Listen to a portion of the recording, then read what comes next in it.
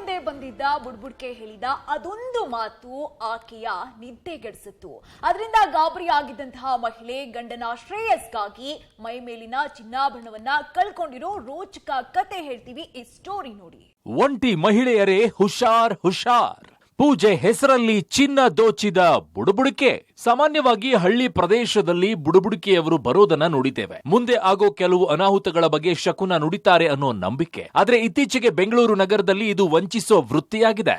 ಒಂಟಿ ಮಹಿಳೆಯರನ್ನ ಟಾರ್ಗೆಟ್ ಮಾಡಿ ಮನೆಗೆ ಎಂಟ್ರಿ ಕೊಡೋ ನಕಲಿ ಬುಡುಬುಡಿಕೆಯವರು ಮಂಕುಬೂದಿ ಎರಚಿ ಚಿನ್ನಾಭರಣ ದೋಚಿ ಎಸ್ಕೇಪ್ ಆಗ್ತಿದ್ದಾರೆ. ಅಂತಹ ಪ್ರಕರಣವೊಂದು ಬೆಂಗಳೂರಿನ ಕೊತ್ತನೂರು ಠಾಣೆ ವ್ಯಾಪ್ತಿಯಲ್ಲಿ ನಡೆದಿದೆ. ಪೂಜೆ ಮಾಡೋ ನೆಪದಲ್ಲಿ ಬಂದ ಬುಡುಬುಡಿಕೆ ಬಂಗಾರ ಎಗರಿಸಿಕೊಂಡು ಎಸ್ಕೇಪ್ ಆಗಿದ್ದಾನೆ. ನಿನ್ನೆ ಬೆಳಗ್ಗೆ ಎಂದಿನಂತೆ ಶಕುಂತಲಾ ಎಂಬುವರು ಮನೆ ಕೆಲಸದಲ್ಲಿ ತೊಡಗಿದ್ರು. ಅದೇ ವೇಳೆ ಮನೆ ಮುಂದೆ ಬಂದ ಬುಡುಬುಡಿಕೆ ವೇಷಧಾರಿ, ನಿನ್ನ ಗಂಡನಿಗೆ ಅಪಾಯವಿದೆ, 9 ದಿನದಲ್ಲಿ ಸಾಯುತ್ತಾನೆ, ಆತನ ಸಾವನ್ನ ತಡೆಯಬೇಕಾದ್ರೆ ಪೂಜೆ ಮಾಡ್ತೇನೆ, ನಿನ್ನ ಮೈ ಮೇಲಿನ ಆಭರಣ ತೆಗೆದು ಈ ಮಡಿಕೆಯೊಳಗಿಡು ಅಂತ ಹೇಳಿದ್ದ. ಅದನ್ನ ನಂಬಿದ ಶಕುಂತಲಾ ಕಿವಿಯೋಲೆ ತೆಗೆದು ಮಡಿಕೆಯೊಳಗಿಟ್ಟಿದ್ದಾರೆ. ಈ ತರ ಪ್ರಾಬ್ಲಮ್ ಇದೆ ನಿನ್ ಗಂಡಾಗ, ಮತ್ತೆ ಪೂಜೆ ಮಾಡಿಸ್ಬೇಕು ಅಂತ ಹೇಳ್ದ. ಆತ ಗಂಡ ಬಂತನ ಬಿಚ್ಚಬೇಡ ಅಂತ ಹೇಳ್ದ. ಅದಕ್ಕೆ ನಾನು ಅದು ನೋಡಿಲ್ಲ. ಮೊಡ್ಕೆ ಇಟ್ಟಿತ್ತು. ಅದ್ರೊಳಗೆ ಅಕ್ಕಿ ಅರಿಶಿಣ ಕುಂಕುಮ ಎಲ್ಲ ಹಾಕಿ ಪೂಜೆ ಮಾಡ್ತೀನಿ ಅಂತ ಪೂಜೆ ಮಾಡಿ ಹೋಗಿದ್ದಾನು.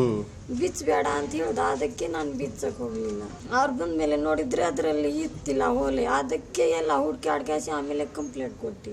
ಬಳಿಕ ಕಣ್ಮುಚ್ಚಿ ಕೂರುವಂತೆ ಹೇಳಿದ ಬುಡುಬುಡಿಕೆ ಆಸಾಮಿ ಮಡಿಕೆಯ ಮೇಲೊಂದು ಬಟ್ಟೆ ಕಟ್ಟಿ ಸುತ್ತಲೂ ದಾರ ಸುತ್ತಿ ನಿನ್ನ ಗಂಡ ಮನೆಗೆ ಬಂದ ಮೇಲೆ ಪೂಜೆ ಮಾಡಿ ಆಭರಣ ತೆಗೆದುಕೊಳ್ಳಿ ಅಂತ ಹೇಳಿ ಹೊರಟು ಹೋಗಿದ್ದಾನೆ. ಸಂಜೆ ಗಂಡ ಮನೆಗೆ ಬಂದಾಗ ಪೂಜೆ ಮಾಡಿ ಮಡಿಕೆ ನೋಡಿದ ಶಕುಂತಲಾಗೆ ಶಾಕ್ ಆದಿತ್ತು. ಬಳಿಕ ಏರಿಯಾದಲ್ಲಿ ಬುಡುಬುಡಿಕೆಯವನ ಪತ್ತೆ ಹುಡುಕಾಟ ನಡೆಸಿ ಎಲ್ಲಿಯೂ ಪತ್ತೆಯಾಗದ ಹಿನ್ನೆಲೆಯಲ್ಲಿ ಪೊಲೀಸರಿಗೆ ದೂರು ನೀಡಿದ್ದಾರೆ. ಈ ಕೇಸ್ನಲ್ಲಿ ಬಂದಿದ್ದು ಒಬ್ಬ ವ್ಯಕ್ತಿ ಸ್ವಲ್ಪ ಏಜ್ಡ್ ವ್ಯಕ್ತಿ ಅಂತ ಹೇಳ್ಬಿಟ್ಟು ನಮಗೆ ಇಲ್ಲಿವರೆಗೆ ಅವರು ಡಿಸ್ಕ್ರಿಪ್ಷನ್ ಕೊಟ್ಟಿರೋ ಮಾಹಿತಿ ಇದೆ.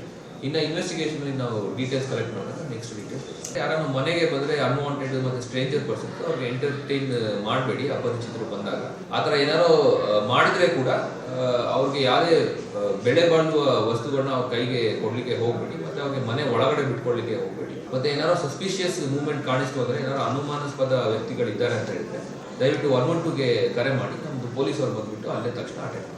ಸದ್ಯ ಪ್ರಕರಣ ದಾಖಲಿಸಿಕೊಂಡಿರೋ ಕೊತ್ತನೂರು ಪೊಲೀಸರು ಆಭರಣದೊಂದಿಗೆ ಪರಾರಿಯಾಗಿರೋ ಬುಡುಬುಡಿಕೆ ಪತ್ತೆಗೆ ಶೋಧ ನಡೆಸ್ತಾ ಇದ್ದಾರೆ. Nagesh, crime bureau, public TV, Bengaluru.